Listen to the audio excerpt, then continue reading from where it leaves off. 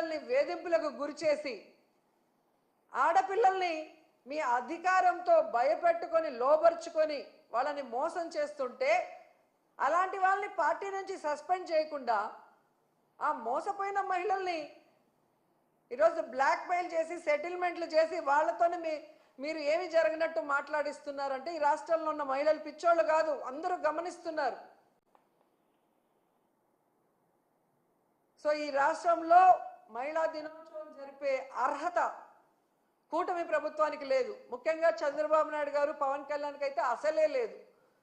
కేవలం పబ్లిసిటీ కోసం, మహిళా సాధికారత కోసం మేము ఏదో కృషి చేశామని డబ్బాలు కొట్టుకుంటే ఎవరు కూడా నమ్మే పరిస్థితిలో లేరు.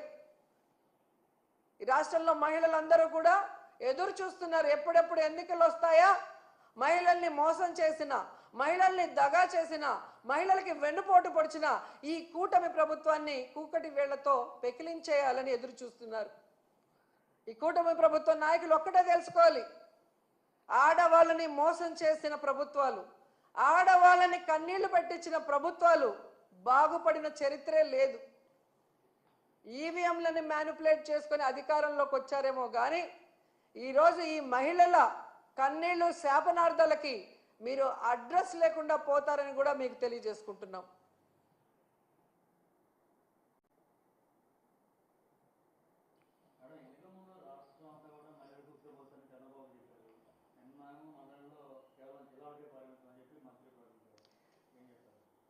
నిజంగా ఇది చాలా బాధాకరం అండి.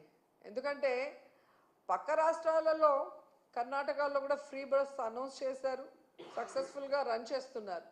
మరి మన రాష్ట్రంలో వీళ్ళు ఇచ్చిన వాగ్దానాన్ని ఎందుకు నెరవేర్చలేదు? మిగతా చోట స్టేట్ వైడ్గా మహిళకి ఫ్రీ బస్ ఇచ్చినప్పుడు ప్రామిస్ చేసి అధికారంలోకి వచ్చిన కర్ణాటకలో, ఆంధ్రప్రదేశ్లో ఎందుకు చేయలేకపోతున్నారు? మళ్ళీ ఒక మహిళ చేతనే మేము రాష్ట్రం అంతా చెప్పలేదు,